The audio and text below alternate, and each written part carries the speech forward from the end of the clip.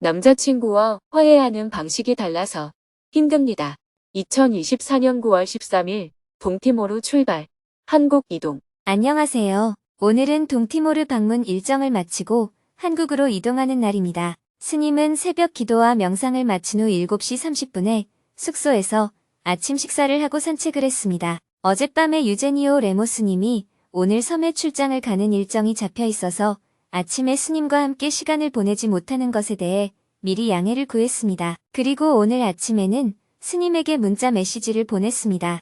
Please send my regards to Venerable Pomnayan Sunims for his kindness to visit Timor-Leste, and look forward to continuing discussion for collaboration. 법륜 스님께서 티모르레스테를 방문해 주신 은혜에 대해 감사의 말씀을 전하며 협력을 위한 지속적인 논의를 기대하고 있습니다. 레모 스님이 운전사를 보내 차를 제공해주겠다고 했지만 스님은 사양을 하고 걸어서 산책하기로 했습니다. 동티모르의 수도인 딜리는 티모르 섬의 북쪽 해안에 위치해 있습니다. 숙소에서 걸어서 20분을 나오니 곧바로 해안이 나타났습니다. 해안가를 따라 산책로가 잘 만들어져 있어서 바닷바람을 맞으며 가볍게 걸었습니다. 해안 자체가 예쁘기도 하고 특별히 꾸며 놓은 것도 없이 소박했습니다. 한참을 걸은 후 스님은 벤치에 앉아 잠시 휴식을 했습니다. 저 멀리 에메랄드빛 바다가 무더위를 식혀주었습니다. 스님은 이번 동티모르 방문 일정에 대한 소감을 가볍게 이야기했습니다. 부탄뿐만 아니라 동티모르에서도 기후위기 시대 지속 가능한 개발을 위한 새로운 모델을 하나 만들어 볼 수 있을 것 같네요. 나라 전체가 활력이 있는 데다가 레모스님과 허마틸 활동가들도 환경 보전에 대한 의식이 깨어있는 것을 보니까 새로운 협력 모델이 될 수 있겠다 싶어요.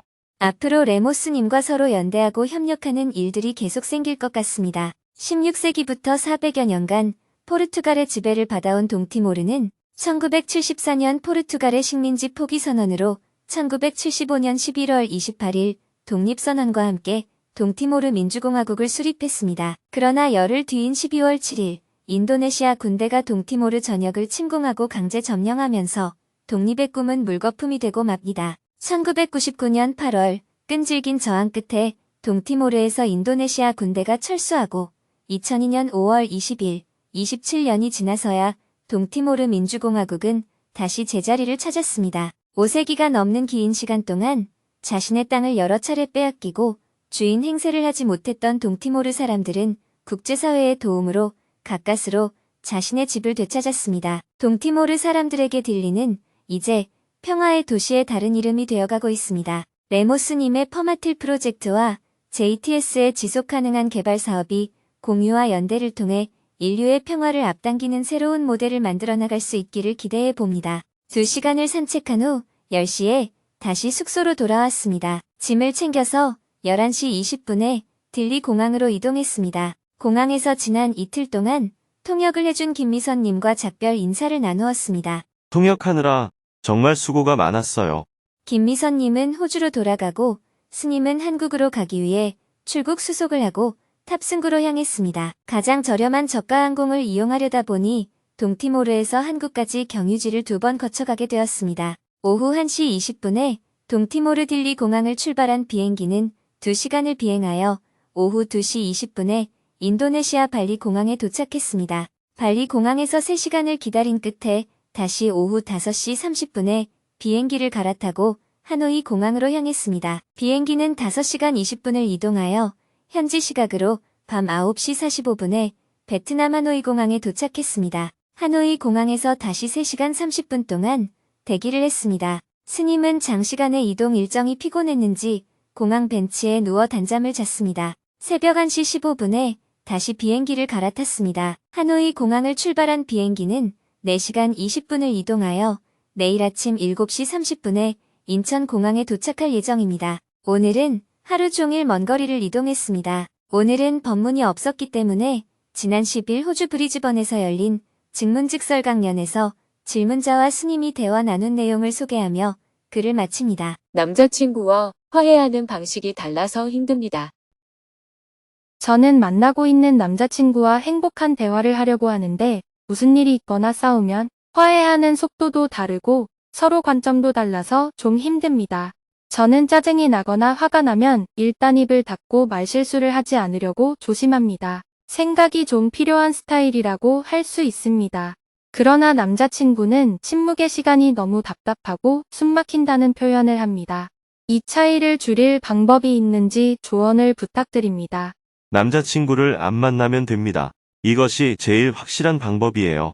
혹시 계속 만나고 싶으면 다른 방법은 없을까요? 만나고 싶으면 지금처럼 가끔 싸우면 되죠. 가끔 싸우는 것도 재미있잖아요. 어떻게 세상에 다 좋은 것만 있겠어요? 연애에서 좋은 게 있으면 서로 싸우는 나쁜 것도 있는 거죠. 여러분들이 결혼해서 싸우기도 하고 이혼도 하고 연애하다가 헤어지기도 하고 해야 스님도 살맛이 날 거 아니겠어요? 연애하고 결혼하는 것이 다 좋기만 하면 스님은 살맛이 나지 않잖아요. 스님도 세상사나 가정사에 관심이 있지만 증문즉서를 해보면 여러분이 맨날 결혼해서 못 살겠다는 얘기를 자주 하니까 내가 선택을 참 잘했구나 하고 알게 되어 번뇌가 없어지거든요. 항상 저는 여러분을 통해서 제가 선택을 얼마나 잘했는지를 자각합니다. 그래서 이 증문즉설은 제가 여러분들에게만 도움을 주는 것이 아니고 여러분들도 저에게 많은 도움을 주고 있는 거예요. 그래서 제가 증문즉설을 하고 나서 돈을 안 받는 겁니다. 제가 일방적으로 도움만 주면 저도 돈을 좀 받으려고 했을 텐데 증문즉설을 통해서 저도 배우는 것이 많기 때문에 이렇게 서로 돕는 관계가 되는 거예요. 우리는 다른 사람과 만나면 필연적으로 갈등이 생길 수밖에 없습니다. 상대가 남자친구든 그냥 친구든 사업하는 동료든 여행하는 친구든 누구와 만나든 필연적으로 갈등이 생길 수밖에 없어요. 왜냐하면 모든 사람은 생김새가 조금씩 다르듯이 생각과 습관과 취미가 조금씩 다르기 때문입니다. 우리가 한 번도 만나본 적이 없는 사람에게는 저 사람이 나하고 같겠지. 이런 생각을 하지 않습니다. 저 사람은 나하고 다르다는 것을 당연하게 생각합니다. 그래서 낯선 사람과는 갈등이 없어요. 그냥 한번 보고 마음에 안 들면 안 만나면 되니까요. 그런데 얘기를 하다가 한국 사람이네 하고 공통점이 나왔어요. 경상도네 하고 지역 공통점이 나오고 우리 학교 출신이네 불교 신자네 이렇게 자꾸 공통점이 나옵니다. 너도 여행 좋아하니? 이렇게 공통점이 자꾸 발견되면 친해지게 됩니다. 같은 점이 5가지, 10가지, 20가지가 쌓이면 이제 그 사람에게 정이 갑니다. 그래서 친구가 되든지 사업을 같이 하든지 연애를 하든지 해서 가까운 사이가 됩니다. 인간의 의식은 공통점이 많을수록 저 사람은 나하고 같아. 이렇게 자동으로 받아들입니다. 같으니까 연애도 하고 결혼도 하게 되는 거예요. 나중에는 서로 같다는 것이 전제가 되어 버립니다. 그런데 같이 살아보면 결혼한 첫날부터 계속 다른 것이 발견됩니다. 음식 먹는 습관이 다르고 화장실에서 수건을 쓰고 말려놨다 또 쓰는 사람도 있고 한 번 쓴 수건은 세탁기에 바로 넣는 사람도 있고 옷 던져놓는 사람과 그렇지 않은 사람 이렇게 온갖 다른 것이 계속 발견됩니다. 이것도 틀리네. 저것도 틀리네. 이렇게 다른 점이 발견되면서 스트레스가 계속 쌓여서 어느 순간에 가서는 저 사람하고는 맞는 것이 하나도 없네. 성격이 너무너무 안 맞는다. 하면서 도저히 같이 못 살겠다는 결론에 도달하게 됩니다. 이런 인간의 인식작용 때문에 낯선 사람을 만나서 친구, 애인 부부가 되기도 하고 또 헤어지기도 하는 거예요. 이것이 나쁜 걸까요? 그렇지 않습니다. 우리는 만나기도 하고 헤어지기도 하는 거예요. 그런데 여러분들이 만나면 헤어지면 안 된다 하는 전제를 하면 헤어질 수밖에 없는 삶이 보통이 되는 겁니다. 예를 들어 스님이니까 여자를 만나면 안 된다 하는 전제를 갖고 있을 때 만남이 이루어지면 괴로움이 생기는 것과 같습니다. 이런 정신작용의 원리 때문에 만났다가 헤어지기도 하고 헤어졌다가 만나기도 하는 것이라는 사실을 알면 만나도 별일 아니고 헤어져도 별일 아니에요. 또 그런 정신작용의 원리를 알게 되면 헤어질 필요도 없습니다. 또한 고향이 같고 취미가 같고 여러 가지 같은 점이 있다고 해서 같이 살아야 할 이유도 없어지게 됩니다. 같은 것은 그대로 두고 그냥 따로 살면 되지요. 또 다른 점이 많이 발견됐다고 헤어질 이유가 없습니다. 서로 다른 상태를 그대로 두고 한 집에 같이 살면 됩니다. 이렇게 헤어질 이유도 특별히 없고 만날 이유도 특별히 없게 되면 인간관계가 자유로워집니다. 만날 때는 인종, 민족, 종교가 다른 사람과 만나면 안 된다 하는 전제를 하기 때문에 만나는 것이 어렵습니다. 또 헤어질 때는 결혼이나 연애나 무엇을 했기 때문에 헤어지면 안 된다 하는 전제를 하기 때문에 헤어지는 것이 어렵습니다. 그래서 만날 때는 같다는 이유로 만나고 헤어질 때는 다르다는 이유로 헤어지게 됩니다. 그러나 헤어지고 만나는 것 자체는 괴로움이 될 수가 없습니다. 헤어지고 싶으면 헤어지면 되고 만나고 싶으면 만나면 됩니다. 그것이 괴로움이 되는 이유는 만나면 안 된다, 헤어지면 안 된다 이렇게 전제를 하기 때문입니다. 이런 원리들을 잘 알면 조금 개선할 수가 있습니다.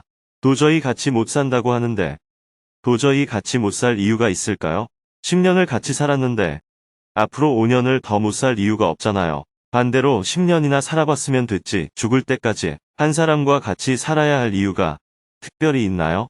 바꿔가면서 좀 살아보면 어때서요? 그것이 무슨 큰 문제예요? 그런데 한 사람을 이해하는 것도 엄청나게 복잡한데 새로운 사람을 만나서 또 그 과정을 거치는 건 귀찮다. 만나던 사람하고 계속 만나는 게 차라리 낫겠다. 이런 생각이 든다면 같이 살던 사람하고 계속 사는 게 낫습니다. 요즘 같은 세상에 굳이 한 사람하고 계속 살 거 있나? 다른 사람하고도 한번 살아보자. 이런 생각이 든다면 헤어지는 것도 큰 문제가 안 됩니다. 문제는 헤어지고 만나는 것이 아니에요. 그래서 저는 여러분들이 결혼을 하니까 축하해달라고 하면 축하한다는 말을 안 해줍니다. 왜냐하면 결혼이 축하할 일인지는 예단할 수가 없기 때문입니다. 대부분 그 결과가 축하할 일이 아닌 경우가 많습니다. 결혼하는 날이 괴로움의 시작일 수가 있습니다. 또 헤어진다고 하는 사람에게 헤어질 거면 결혼할 때 좀 신중하지 왜 그랬냐 하고 물어보면 내가 침착하지 못해서 사람을 제대로 안 보고 결혼을 했습니다. 이렇게 대답합니다. 결혼할 때 그 사람의 이런저런 면모를 미처 생각지 못하고 몇 가지만 보고 결혼했다는 것을 진짜 반성했다면 그 사람의 몇 가지 싫은 면만 보고 이혼하겠다는 것에 대해서도 좀 신중해야 하지 않을까요? 그런데 여러분들은 결혼할 때와 똑같이 몇 가지가 싫다고 해서 성질을 내고 도저히 못 살겠다고 이혼을 하잖아요. 저는 누가 이혼을 하든 안 하든 그런 것에 대해서는 아무 상관을 하지 않습니다. 자연 생태계에는 이런 게 없잖아요. 이것은 다 인간의 의식이 만들어낸 하나의 산물에 불과합니다. 그런데 제가 하고 싶은 얘기는 결혼할 때 경솔했으면 이혼할 때는 좀 신중해라. 이런 의미인데 사람들은 스님이 이혼하지 말라 했다고 잘못 알아듣는 경우가 많습니다. 경솔하게 이혼하고 나서 새로운 사람을 찾아보면 그만한 사람이 없어서 또 아쉬워하고 후회하기가 쉽습니다. 그래서 남자친구와 생기는 갈등은 당연하다고 받아들여야 합니다. 갈등이 생기는 이유는 같아야 된다 하는 전제를 갖고 있기 때문입니다. 너 왜 그러니? 하고 자꾸 묻는 이유는 내 기준에서는 남자친구를 이해하지 못하겠다는 얘기예요. 그래서 갈등을 풀려면 서로 다름을 인정하고 이해해야 합니다. 왜냐하면 친구가 되고 애인이 되고 결혼을 해도 습관이나 사고는 금방 바뀌지 않기 때문입니다.